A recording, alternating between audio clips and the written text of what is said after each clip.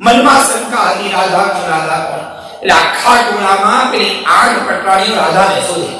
એવી રીતે બધી કેવી સુંદરી રાધા છે કે લગ્ન પછી પણ કૃષ્ણ એના હૃદયમાં ધબકારામાં રાધા રાધા બોલ્યા કરે. કોણ છે રાધા? પૂછ્યું રાધા કોણ? તો દૂર બોલી તે ખાલી આ રાધા છે. આડે 8 પટરાણી રાધા પાસે ગઈ અને ગોળ વીંટળાઈ ગઈ અને હવે પ્રશ્નોત્તરી થઈ.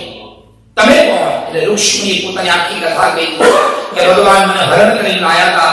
સત્યભામાએ એની કથા કરી, કાલિંદીએ એની કથા કરી, મિત્રવિંદાએ, સત્યાએ, ભદ્રાએ પોતાની કથા કરી. હવે ઋષિમુનિએ પૂછ્યું તું કોણ છે? રાધા છું. અને હવે સળગતો પ્રશ્ન પૂછવામાં આવ્યો. ઋષિમુનિએ રાધાને પૂછ્યું રાધા તારા અને મારા પતિ વચ્ચે શું સંબંધ છે?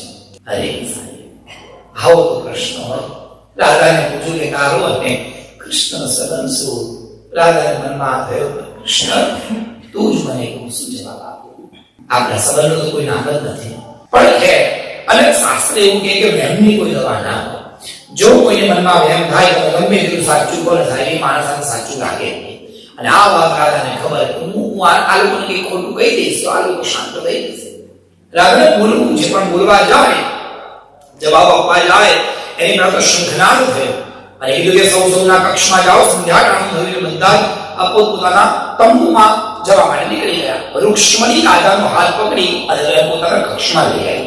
હવે જે કક્ષમાં જે શયન ઘરમાં બીજું કોઈ આવી ના શકે વિચાર પણ ન કરે ત્યાં રાધા લાયા. રાધાને એ સૈયા ખંડ પર બેસાડ્યા જ્યાં કૃષ્ણ ભગવાનની સાથે દ્વારકાધીશની સાથે ઋષિમુનિ સૂતે છે. ત્યાં રાધાને બેસાડી સ્વાગત માટે ગરમ ગરમ બાળકો ભરીને દૂધ આપવામાં આવ્યું રાધાને. રાધાના હાથમાં દૂધ અને પ્રશ્ન થયો કે તારો મારો સંબંધ શું? આટલું જયારે પૂછતા રાધાને ખોટું બોલતું હતું પણ હાથમાં દૂધ છે કેમ બોલાય? રાધા જલ્દી દૂધ પી. હમણાં પ્રભુ પધારશે અને ત્યાં તો ગરમ ગરમ દૂધ રાધાએ પી ગયા. ગરમ ગરમ એકદમ ગરમ દૂધ પી ગયા. એટલામાં પ્રભુનો પ્રવેશ થયો. હવે ત્રિકોણ પ્રેમ ધ્યાન આપજો. એક બાજુ રાધા, એક બાજુ રુક્ષ્મણી અને એક બાજુ કૃષ્ણ દ્વારકાધીશ. અને આજે વર્ષો પછી કૃષ્ણ ભગવાનની નજર રાધા પર છે. આંખમાં આંખ મળી પલક પડતી નથી. એકબીજાને જોયા કરે છે, જોયા કરે છે. ઋષિમુનિ આ બંનેને જોવે વાહ કેવો પ્રેમ. મનમાં અનેક પ્રકારની શંકાઓ થઈ, અનેક પ્રકારના ગુસ્સા આયા. બોલવા જાય પણ બોલી ન શકે. કરવું શું, કહેવું શું? મનમાં એવું વિચાર્યું ઋષિમુનિએ કે રાધા કૃષ્ણ જોડે ઝઘડો કરશે અને કહેશે કે આટલા વર્ષો થઈ ગયા તમે મળવાના આયા આમ તેમ કંઈક તો ઠપકો આપશે. એટલે ઋષિમુનિએ કીધું રાધા જે કહેવું એ કહો ભગવાન, સમય નથી આવ્યો. રાધા શું કહે? ખરેખર આપણી દૃષ્ટિએ જોઈએ તો રાધાએ કે ઠપકો જ આપવું જોઈએ કે તમે મળવા કેમ ના આયા આમ તેમ કેવું જોઈએ, પણ નથી કીધું. રાધાએ ભગવાનના ભવિષ્યનો વિચાર કર્યો. એટલું જ કીધું કૃષ્ણ બહુ બદલાઈ ગયા છે. અસુરોને મારવા માટે કેવળ વાંસળીનો પ્રયોગ કરતા અને જે દુનિયા તમે પ્રેમથી ચલાવી, વાંસળીના સૂરે ચલાવી, એ દુનિયાને ચલાવવા માટે ભગવાન તમારા સુદર્શન પાડવું પડ્યું. છોડો એ બધી વાત દ્વારકાધીશ. બીજી બધી વાતો તો નથી કરવી પણ મારી એટલી વાત જરૂર કહેવી છે કે તમારી જ એક ભક્ત દ્રૌપદી એના ચિત્ત ખેંચાયા અને દ્રૌપદી હાથ ઉપર કરી કરીને તમે બોલાયા ત્યારે તમે ગયા. અરે આટલો સ્વભાવ બદલાઈ ગયો.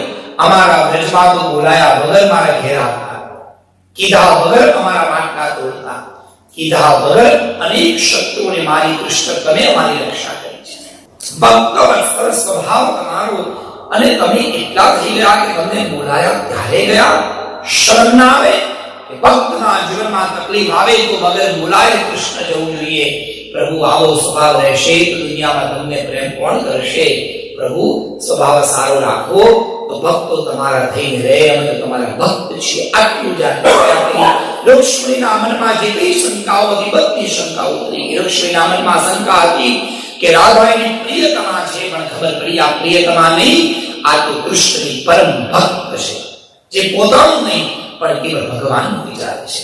તેને પોતાના સ્વાર્થની ચિંતા નથી, પોતાના દુઃખની ચિંતા નથી, પણ ભગવાનના દુઃખની ચિંતા છે. આના જેવું ઉત્તમ ભક્ત દુનિયામાં હોય ના શકે. આવો ભાવ જોયો વૃક્ષની ચરણોમાં પડી ગયા અને ચરણોમાં પડ્યા ત્યારે જોયું ભગવાનના પગમાં ફૂલલા પડ્યા. હે પ્રભુ પગમાં આંસુ. હસતા હસતા કીધું કે મારી એક ભક્ત છે, ગરમ ગરમ દૂધ પી ગઈ. એના હૃદયમાં મારો ચહેરો નહીં, એના હૃદયમાં મારું શરીર નહીં, એના હૃદયમાં મારી વાસના નહીં, એના હૃદયમાં કેવલ ને કેવલ મારા ચરણોનું ચિંતન હતું. અને એના હૃદયમાં સ્થિત મારા ચરણો પર ગરમ ગરમ દૂધ ભરેલું અને ફુલ્લા પડ્યા. નાક મૂકી ત્યાં દ્રૌપદ આટલું સાંભળ્યું ત્યાં તો રૂક્ષ્મીના આંખમાંથી આંસુ આવ્યા. ચરણોમાં પડી ભગવાનની માફી માંગી, રાધાના ચરણ સ્પર્શ કરી માફી માંગી. અને એટલું કીધું કે રાધાજીની ઉત્તમ ભક્ત આ દુનિયામાં કોઈ ના હોઈ શકે. પ્રભુ, મને એ ભક્ત પર શંકા થઈ, મેં રાધા પર શંકા થઈ. મને વચન આપો દ્વારકાધીશ, મને એક વચન આપો પ્રભુ કે ભવિષ્યમાં જ્યાં જ્યાં પણ કૃષ્ણ ભગવાનનું મંદિર બનશે, જ્યારે જ્યારે પણ નારાયણનું કૃષ્ણ ભગવાનનું મંદિર બને અને જ્યાં જ્યાં કૃષ્ણ નામ લેવામાં આવે, ભગવાન મારાથી ભૂલ થઈ છે, મેં રાધા પર શંકા કરી છે, પણ ભગવાન એના બદલામાં મેં તમારા સંબંધો વચ્ચેનો પ્રશ્ન કર્યો છે. મને વચન આપો કે ભવિષ્યમાં ભક્ત અને ભગવાનનો સંબંધ અખંડ અને અતૂટ થાય. એ સંબંધમાં વચ્ચે કોઈ ના આવે એટલા માટે ભક્ત અને ભગવાનના સંબંધને માન આપવા માટે ભગવાન વચન આપો, ભવિષ્યમાં જ્યારે જ્યારે પણ કૃષ્ણનું મંદિર બનશે તો કૃષ્ણની બાજુમાં એમની પત્ની રૂક્ષ્મણી નહીં, પણ કૃષ્ણની બાજુમાં એમની પરમ ભક્ત રાધા ઊભી હશે. મંદિર બનશે તો રાધા કૃષ્ણ નામ બનશે, અને કૃષ્ણ નામ બોલતા પહેલા લોકો રાધે રાધે કહેશે. બોલો રાધે કૃષ્ણ ભગવાન કી. આવી ઉત્તમ ભક્તિનો ઉપદેશ આપ્યો.